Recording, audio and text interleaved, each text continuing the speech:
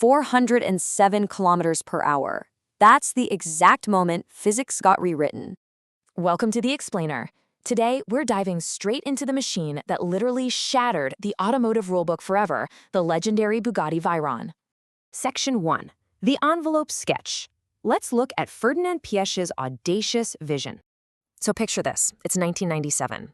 Volkswagen Group boss Ferdinand Piëch is riding the bullet train in Japan, and he sketches a wild engine concept right on the back of an envelope.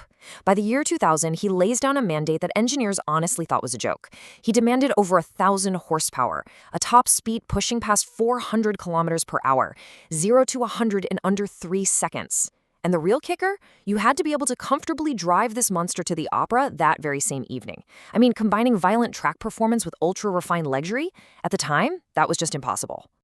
To make this fever dream a reality, Volkswagen snatched up the dormant Bugatti brand and went to work, iterating at warp speed.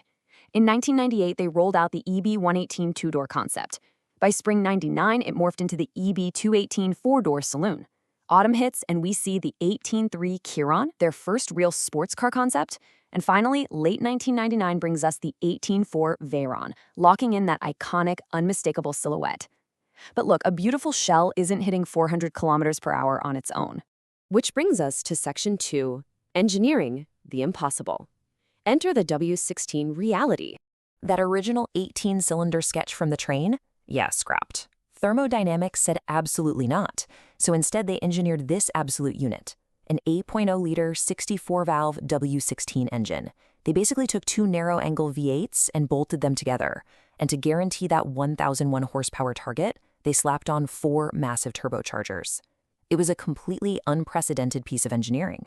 And when you unleash this W16, the math just gets silly. At top speed, this engine gulps down 45,000 liters of air every single minute. To put that in perspective for you, that's the exact same amount of air an adult human breathes in 4 entire days.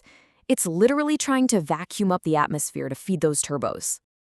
But here's the catch. When you combine 1,000 horsepower with that much forced induction, you generate a catastrophic amount of heat. Your average high-performance sports car might have, 2 or 3 radiators? The Veyron needed 10. A 10-radiator cooling system. That's 3 just for the engine coolant, 3 more for the air-to-liquid intercoolers, plus dedicated coolers for the transmission, differential, engine oil, and the AC. It's a plumbing nightmare, but a total masterclass in engineering. And naturally, engineering the impossible means paying the impossible. The ownership costs are just eye-watering. Blow your transmission? Cool, write a check for $120,000. Need new tires? Those specially designed Michelin Pax run flats are $25,000.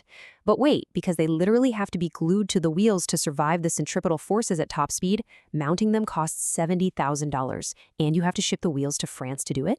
Even the sticker price was nuts. For instance, in India, a Grand Sport would run you around 11.39 crore rupees. This isn't just a car, it's the ultimate financial flex. Oh, and fuel economy? Forget about it. At VMAX, this thing chugs fuel at a brutal rate of just 4 kilometers per liter. Keep the throttle pinned, and you will suck that massive fuel tank bone dry in about 12 minutes. Which is actually kind of a good thing, because the tires would disintegrate in 15 minutes anyway. So, the fuel tank essentially acts as a life-saving safety feature. Moving on to Section 3, Shattering Limits. Let's talk about the quest for ultimate speed. Because you can't just mash the gas pedal at a red light and expect to hit 400.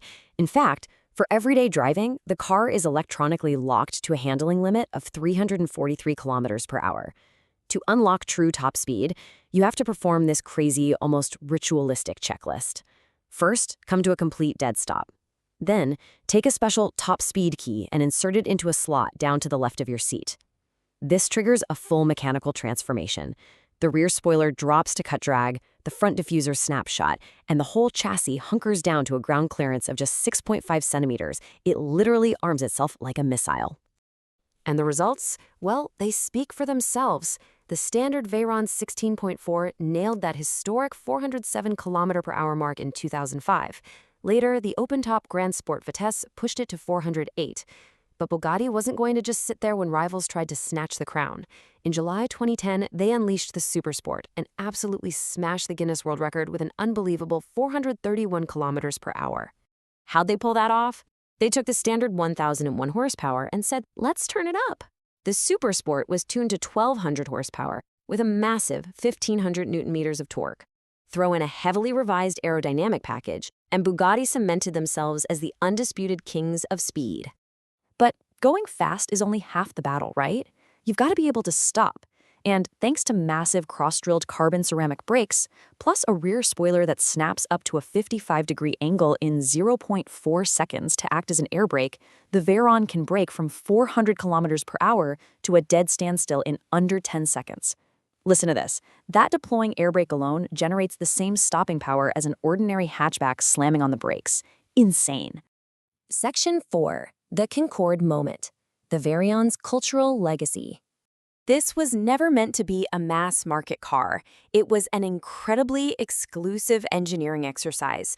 Over its entire 10-year run, Bugatti built exactly 450 units. That's 252 of the original coupes, with the rest split between the Grand Sport, Super Sport, and Vitesse variants. Every single one was a multi-million-dollar masterpiece, wrapping up for good with the La Finale edition in 2015. The Veyron transcended just getting from point A to point B. As Jeremy Clarkson and James May famously pointed out on Top Gear, it was a car that just rewrote the rulebook. An amazing piece of engineering, a genuine Concorde moment. It proved that humanity could still engineer the absolute impossible. So I'll leave you with this thought. The Veyron forced the entire world to reimagine what a machine can actually do. As we move deeper into the era of electrification, what is it going to take for the engineering world to experience another true mind-bending breakthrough like this? Think about it. Thanks for tuning into this explainer, and I'll catch you in the next one.